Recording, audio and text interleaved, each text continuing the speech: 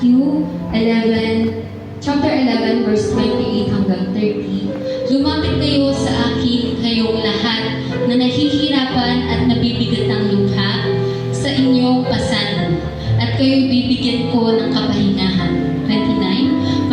Pasanin ninyo ang aking pamatok at sundin ninyo ang aking mga itinuturo, sapagkat ako'y maamo at mapagkumabang loob. Matatagpuan ninyo sa akin ang kapahingahan, sapagkat madaling dalhin ang aking pamatok at magaan ang pasaning ibinibigay ko sa inyo.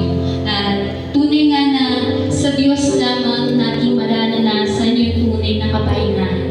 Hindi ko man alam yung nararanasan ng bawat isa sa atin, pero ikaw at ang Diyos lamang ang nakahalang at ibigay natin sa Panginoon, dahil siyang magbibigay sa atin ng kapahingahan, magbibigay sa atin ng kagalakan sa ating mga puso, at magiging mainam yung pagpupuri natin sa Panginoon dahil doon.